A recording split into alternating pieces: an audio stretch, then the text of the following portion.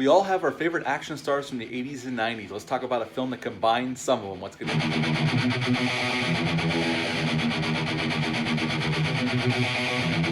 Welcome back to the channel. I hope you're all doing well out there. And today we're going to talk about a film that combines some of our favorite action stars from the 80s and 90s into one film. But before we get into the review, do me a favor. Like, comment, and subscribe. Join me here. It's free. I greatly would appreciate that as we head on through cinematic history with horror and action mostly, but once in a while I'll throw in a comedy and a drama. Christmas is coming. I'll do a Christmas movie. I think they're trying to do It's a Wonderful Life. Next week, this weekend coming, I'm going to have Ghostbusters Afterlife. I'm going to see that Saturday in the afternoon in IMAX. Can't wait to see that. And I might review Ghostbusters 2016. We shall see if I want to tackle that one because I'm dreading watching again, but we'll see. But today we're talking about The Expendables. This movie came out August 13th of 2010. It's rated R, although they did fool around the PG-13 cut, but they decided to release the R-rated cut. I think it would have been disastrous to release the PG-13 cut, but they were fooling around with that, and they did with the sequel as well, and the third one was released PG-13, but we'll talk about that as we get to them. I plan on reviewing each film in the franchise in the next coming weeks. They are filming the fourth one as we speak, so I figure what the hell, it's time that I tackle the Expendables franchise.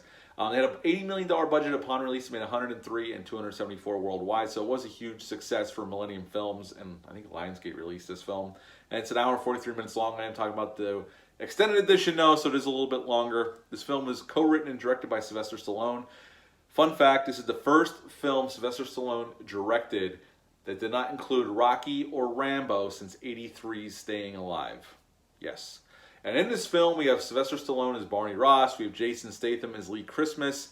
We have Jet Li, Dolph Lundgren, who co-starred with Sylvester Stallone Rocky IV, which Sylvester Stallone just released the director's cut of Rocky IV. I can't wait to check that out. Randy Coulter is in this film. Terry Crews, Mickey Rourke, and then the bad guys, the main bad guys, are Eric Roberts and Stone Cold Steve Austin.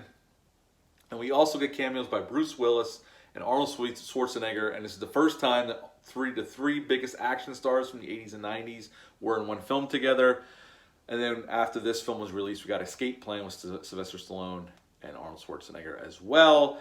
And this film has been a long time coming. The fans for years wanted a matchup, a team-up of some kind between some of the notable action stars. Now, there are some missing here. Wesley Snipes was approached to be in this film, but he couldn't at the time this movie was made. He was going through his tax problems and couldn't leave the United States to film a movie, and he went to prison for a little bit.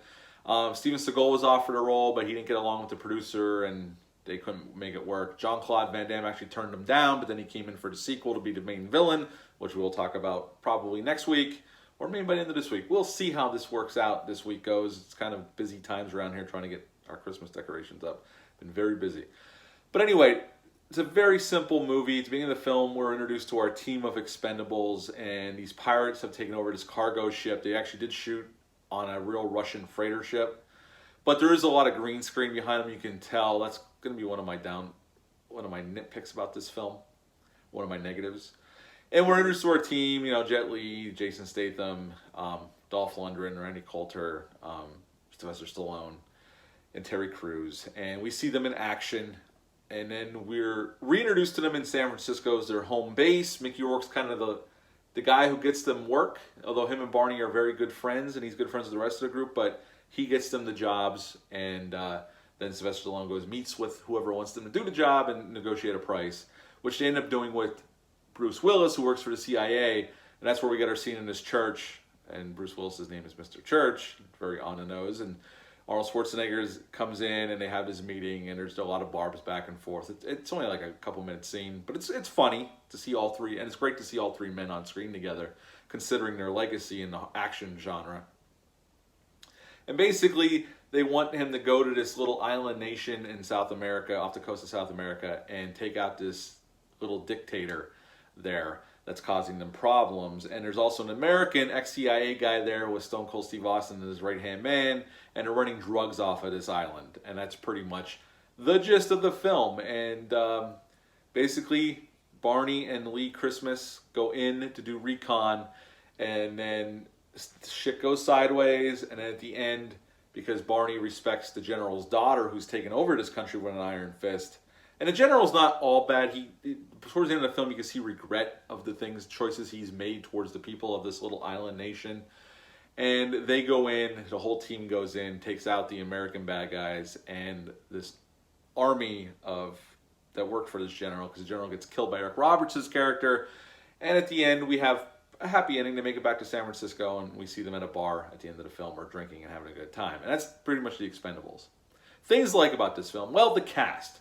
I think Sylvester Stallone and Jason Statham have great chemistry together. Actually, I would like to see a movie with the two of them that's not the Expendables, like a down and dirty, gritty, like cop action film or something. I don't think we'll ever get it, but I like Jason Statham as an action star, so I like him here with Sly. They're very good together. Jet Li's good. He doesn't have a whole lot to do. He gets some moments during the action set pieces, and he gets some dialogue, but not a whole lot. Randy Coulter's good for what he's asked to do. I mean, he's acted in a few things. He's fine. They don't ask him to do a lot, and he's there to show off his MMA skills for sure, and he gets a chance to do that. Terry Crews is fantastic in this film. He doesn't get a ton of screen time, but I always like Terry Crews whenever he pops up. The whole cast is great. Mickey Rourke's great in his little role as kind of like the guy who gets them the work that they're going to do. And Eric Roberts is chewing the scenery, although originally wanted Ray Liotta for that. I think Ray Liotta would have been better. Not that I don't like Eric Roberts, but there's something off about his performance here. I can't quite put my finger on it.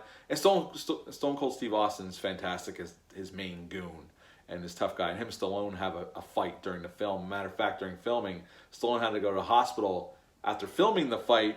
He hurt one of his vertebrae in his back during the shooting of that scene. There's some really cool action here, although there's some negatives there. We're going to talk about that for a second. I think Stallone's directing overall, he goes for that gritty style he had in Rambo. While in Rambo, I think it works really well. Here, there's some scenes where it's so quick cut, you can't see, even in the extended cut, you can't see what the hell's going on. Now, some of the characters have little like personal things going on, like Jason Statham's character has a girlfriend played by Charisma Carpenter, who was in Buffy the Vampire Slayer.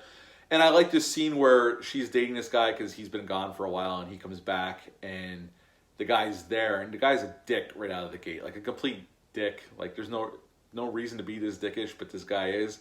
And then Jason Statham goes over to her house and sees that the guy hit her and he broke up with her, and he goes to the basketball court and kicks him and his friend's asses. And I like that scene. I really do. I think it's decently shot. Again, some of the action is too quick cut, too much shaky cam, and the over-reliance on CGI, especially for the backgrounds, looks awful. Like you can tell, and it looks like shit. Even though they had $8 million. Supposedly, they weren't expecting to use CGI that much, but the schedule got so rushed because the script changed so much that it went from using 200 some effect shots to like 1,200, which is way too many for an action film. And when it's there, you can tell. I like the musical score by Brian Tyler. I think it's pretty damn good, and it reflects a little bit of what he did for Rambo. I think Dolph Lundgren's pretty good in this film, and I like Dolph Lundgren. I mean, he since the 80s, he hadn't had many theatrical films. I mean, besides, Rocky and Red Scorpion, which got a small theatrical release, and I Come in Peace, which I really like that film. He was basically mostly negated to direct-to-video films until this film came along, and Creed then after this, which is a shame. I don't think Dolph Lundgren is the greatest actor, but it's a shame he wasn't utilized a little better. I think the guys that get the most to do out of the good guys are Sly and Jason Statham. They're the two that get the most to do. Again, my main complaints are some of the action shot is too shaky cam, too quick cut. I think the script's a little underbaked. I think it could have been better. Some of it feels a little off, some of the dialogue. And the special effects during the action scenes, like the background shots with the CGI CGI environments that they create in the background, I think look awful. Like they just don't look good. They don't hold up very well, and this movie's only 11 years old. But overall, it gave me what I wanted. I saw some guys that I really like. Not everybody, because we get them in subsequent films. Like the next film, we get Chuck Norris, and in the third one, we get Wesley Snipes and whatnot, and Harrison Ford. But it's a decent R-rated action film that I enjoy to sit down and watch. I think Sylvester Stallone and Jason Statham get the most to do out of everybody. And the bad guy, Stone Cold's pretty damn good as the main bad guy. Eric Roberts, there's something a little bit off about his performance, but overall, I still enjoy this film. It's a fun, R-rated, turn-your-brain-off action film. It's almost like the kind of film Cannon would have made if they had more money. This is like a big-budget Cannon film. And I was there for it, and I enjoyed it. I do have some complaints, but overall, I would give The Expendables an 8 out of 10. What are your thoughts on it? Just give it an 8 out of 10. Leave a comment down below. Let me know. Hit the thumbs up, hit the subscribe button, share this video. I would appreciate that. I'll be back later in the week with a review for Ghostbusters Afterlife. Until then, bye.